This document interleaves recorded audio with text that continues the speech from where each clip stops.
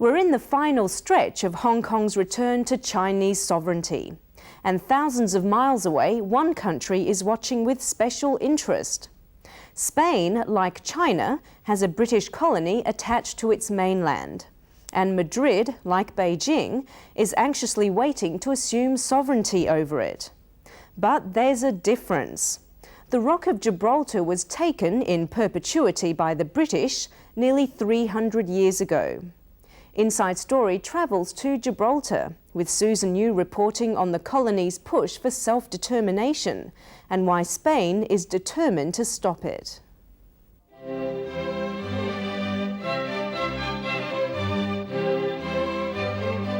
It covers 2.5 square miles of land. Its history stretches over thousands of years and countless battles. Queen Isabella named it the key to Spain. It's also the key to Europe and Africa, and the key to the Atlantic and the Mediterranean. The strategic value of Gibraltar's position was quickly realized. In 1704, during the Spanish Succession War, an Anglo-Dutch fleet got hold of Gibraltar. And 9 years later, the Treaty of Utrecht allowed Britain to formally have sovereignty over the rock forever. That was the starting point, say historians, for the colony's military and social transformation. People see an opportunity here. The British captured Gibraltar, and gradually they start coming into this fortress. So you have certainly an element of Genoese, Portuguese, Spanish, British. But the business of running a colony has changed, along with the times. It's a nonsense that you should have colonial rule perpetuated into the next century. Joe Bassano has been fighting for the decolonization of Gibraltar since 1972. The veteran politician and former chief minister has no illusions how long this fight will be. There is a deadline, but again it's not a rigid one, is for all the colonies to be decolonized, because in 1990 the General Assembly passed a resolution with only 2 votes against, the UK and the United States, asking for the eradication of colonialism by the year 2000. Who would also like to see that happen, but even sooner, is Spain. After 15 failed attempts to recapture the rock in the 1700s, Madrid is anxious about getting it back. And some believe Hong Kong's impending handover is fueling those anxieties even more. And I think Spain intends to use the example of the handover of Hong Kong this year as a foundation for their argument that if it's right for the British to do it in Hong Kong with respect to China, why cannot they do it in the case of Gibraltar and Spain? It's not a fixed date to end the situation, but in compensation of that unlimited duration, there is a very, very clear rule, a statement in the treaty, which says that if ever the Crown of Great Britain decides to do away or to give away the sovereignty of the territory, it must be given to Spain. That's inconceivable for Gibraltar's 31,000 residents. They don't want anything to do with Spain and voted in a referendum in 1967 to keep the Union Jack hoisted.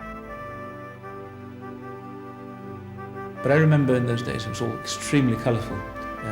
All the walls were covered in these paintings, these murals, flags everywhere, flags of Gibraltar, Union Jacks everywhere. People coming out dressed in all sorts of, red, white and blues and flags. A very colourful thing. Madrid retaliated. It shut its borders until 1985. Gibraltarians say Spain is still making them pay a price. Long queues at the border are common, and at present, air and shipping links with Spain are banned.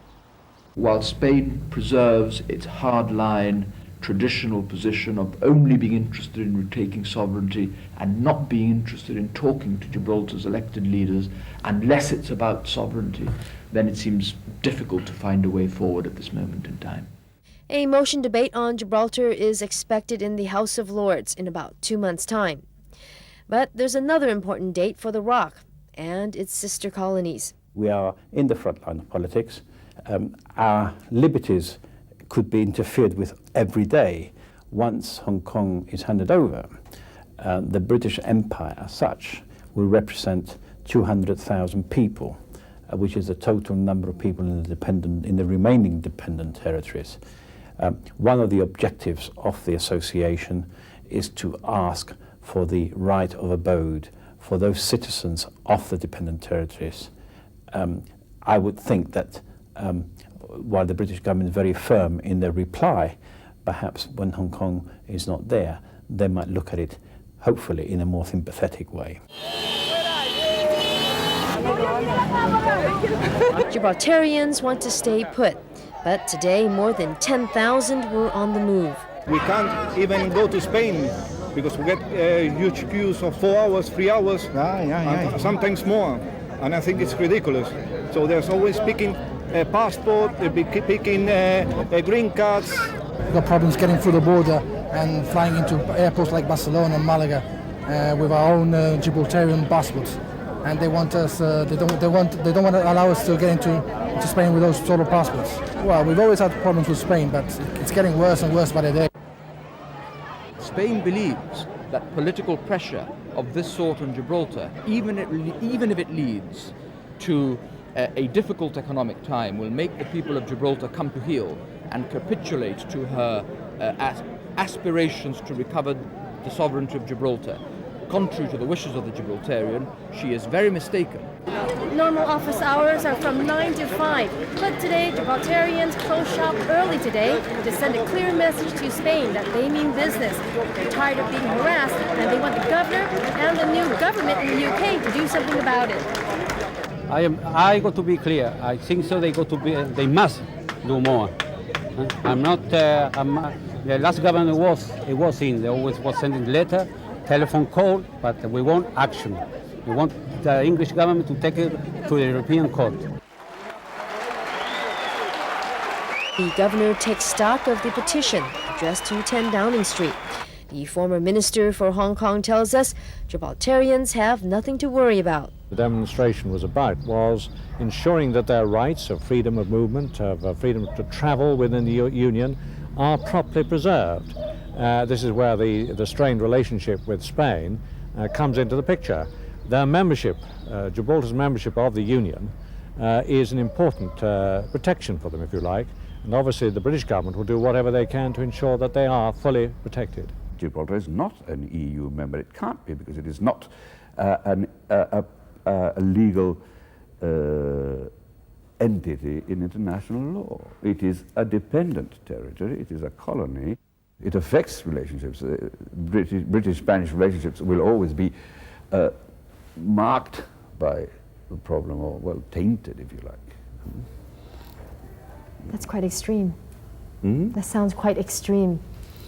Well, it is a colony, it is on Spanish territory, it is a sort of a very tough thing, especially between two allies and partners. It is the only colony on European territory.